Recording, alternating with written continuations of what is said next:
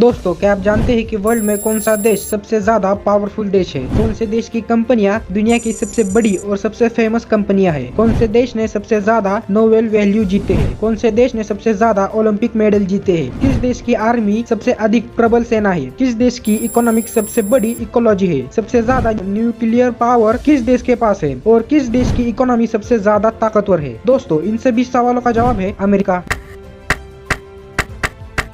जी हाँ, अमेरिका आज एक सुपर पावर देश है। दुनिया के हर छोटे से बड़े मसलों पर इसका दखल रहता है। अमेरिका में होने वाले हर घटना का असर पूरी दुनिया के देशों पर पड़ता है। अमेरिका का नाम ही एक विकसित और शक्तिशाली देश की कल्पना के रूप में उभर कर सामने आता है। दुनिया में कोई भी देश अमेरिका से दुश्मनी मोल नहीं लेना चाहता। अमेरिका आज लगभग हर क्षेत्र में बाकी देशों के लिए सबसे आगे है। लेकिन अब सवाल यह आता है कि ऐसा क्यों? क्या अमेरिका हमेशा से ही इतना ताकतवर देश था या नहीं? क्यों आज यूएसए डॉलर वर्ल्ड करेंसी है? आज आपको किसी भी देश से कुछ खरीदना है या बेचना है तो आपको अमेरिकन डॉलर में ही ट्रांजैक्शन करने पड़ते हैं। और आने वाले समय में अमेरिका सुपर पावर देश बने रहेगा या फिर कोई और देश फ्यूचर में सुपर पावर देश बनेगा? दोस्तों, आज हम इन्हीं सब सवालों के आंसर आपको इस वीडियो में देने की कोशिश करेंगे, जिस वीडियो का टाइटल है how America become the super power country on this world. Formed out of a blaze of revolution in the 18th century. Within 200 years, the nation reached the height of its power, emerging triumphant and robust, following two world wars that devastated many other great nations. However, the history of this region stretches back further and is deeper than most believe. This is the history of the United States of America. The US dollar dominates global trade. In 2019, some 88% of international transactions involved US dollars.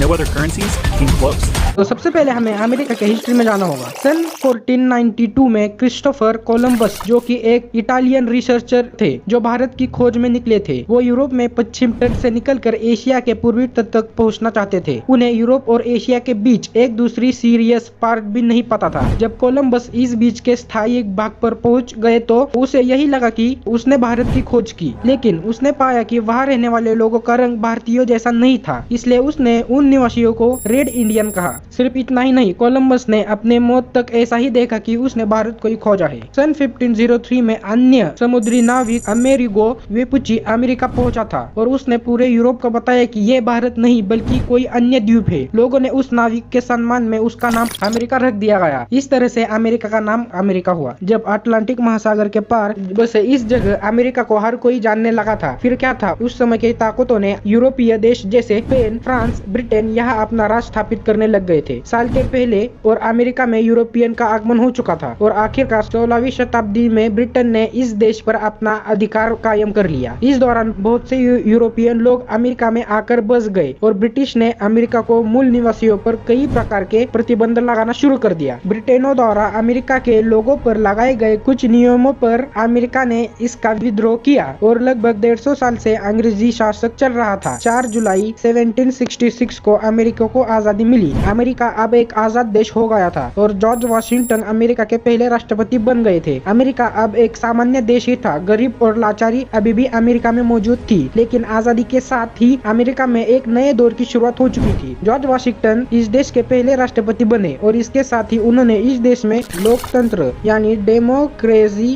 की शुरुआत की। America भले ही एक लोकतांत्रिक देश हो गया था, लेकिन देश को आगे ले जाने के लिए अमेरिका ने साम दाम दंड भेद को अपनी नीति अपनाई। अमेरिका ने कुछ देश पर दबाव डाला तो कुछ देश को चालाकी से अपने साथ जोड़ना शुरू किया। 1867 में अमेरिका ने रूस के अलास्का को मात्र $7.2 बिलियन में खरीदा था। साथ ही अमेरिका ने टेक्नोलॉजी के विकास पर ध्यान देना शुरू कर दिया था। अब तक प्रथम विश्व युद्ध का समय समाप्त हो गया था, जो 28 जुलाई 1940 से 11 नवंबर 1980 तक चल रहा था और यही समय था जब अमेरिका की किस्मत पलट गई थी। प्रथम विश्व युद्ध के समय तक यूरोप बड़ी महाशक्ति हुई थी, लेकिन 1940 से 1980 तक प्रथम विश्व युद्ध में यूरोप के अधिकतर बड़े देश पूरी तरीके से एक दूसरे से जुड़े हुए थे। Britain, France, Germany, Spain, Italy ऐसे देश थे जिन्होंने प्रथम विश्व युद्ध में भाग लिया था। युद्ध के बाद इन देशों में कई बड़े स्तर पर तबाही मची थी। इन देशों के सभी बड़े कारखानों, मिलों, फैक्ट्रियों बंद हो गई थी। बैंकीकरण घोषित हो गया था और इसी बात का फायदा अमेरिका ने उठाया। अमेरिका यूं ही सुपर पावर नहीं बना। आजादी के बाद से ही उनके नेताओं ने उन बातों पर ध्यान दिया जिससे जिससे उनका देश बाकी देशों में पहुंच गया और अधिक शक्तिशाली और मजबूत हो गया। जहां एक और यूरोपियन देश और उनका विरोधी देश प्रथम विश्व युद्ध में आपसी लड़ाई के कारण बर्बाद हो गया था, वही अमेरिका अपने देश में इंडस्ट्रियल रेवोल्यूशन की तैयारी कर रहा था। सन 1939 में सेकेंड विश्व युद्ध शुरू हो गया। अमेरिका ने इसका भी अच्छे से लाभ उठाया। जहां एक तरफ पूरी दुनिया द्वितीय विश्व युद्ध में फंस गया था, वही दूसरी ओर अमेरिका इन देशों को हथियार सप्लाई करने में लगा था, जिससे अमेरिका को बहुत लाभ हुआ और अमेरिका पहले से ही अधिक इकोनॉमिक्स रूप से मजबूत हो गया। दूसरे युद्ध के बाद ज्यादातर देश की हालत पहले से बहुत ज्यादा खराब हो चुकी थी। वहाँ की इकोनॉमिक पूरी तरीके से खत्म हो गई थी। ऐसा नहीं था कि अमेरिका ने दूसरे विश्व युद्ध में हिस्सा नहीं लिया। अमेरिका भी दूसरे विश्व युद्ध में शामिल था, लेकिन अमेरिका को इन युद्ध से कोई बड़ा प्रभाव नहीं पड़ा। अमेरिका ही एकमात्र ऐसा देश था जिसकी इकोनॉमी दोनों विश्व युद्ध में स्थिर और मजबूत थी। इसी बात का फायदा अमेरिका को हुआ। यूरोपियन देश, सऊदी अरब और अन्य खाड़ी देशों को व्यापार में अमेरिकी डॉलर का ही उपयोग करना पड़ा। इस प्रकार वर्ल्ड में ज्यादातर व्यापार अमेरिकी डॉलर में होने लगे, जिसके कारण अमेरिकी डॉलर एक इंटरनेशनल करेंसी बन गई थी। अमेरिका शुरू से ही दूरदृष्टि सोच रखने वाला देश था। आज भी राष्ट्रपति बने सभी अमेरिका को सुपर पावर देश बनाने के मकसद से ही काम कर रहे हैं। अमेरिका आजाद होते ही अपने देश में लोगों की व्यवस्था की घोषणा की, जिसके कारण बहुत सारे देश अमेरिका के साथ मिल गए। अमेरिका ने हमेशा से ही टैलेंट को बढ़ावा दिया है। प्रसिद्ध वैज्ञानिक अल्बर्ट आइंस्टाइन जर्मनी के एक नागरिक थे, लेकिन उन्हें सबसे ज्यादा सम्मान अमेरिका में ही मिला और उन्होंने अमेरिका में ही रहकर अपना काम किया। आज के समय की बात करें तो सबसे बड़ी कंपनी अमेरिका की है, लेकिन उन सरकारों को इस स्तर पर आने वाले लोग अलग अलग देशों के निवासी है। उदाहरण के लिए इलॉन मस्क एक साउथ अफ्रीकन है, लेकिन अमेरिका में अपना कारोबार करते हैं और दुनिया के सबसे अमीर व्यक्ति में शुमार भी है। सुंदर पिचाई भारत के मूल निवासी है, लेकिन अमेरिका में रहकर काम करते हैं। अमेरिका ने शुरू से ही अपने आर्मी को मजबूत बनाने में ध्यान दिया है। वर्तमान समय की बात करें तो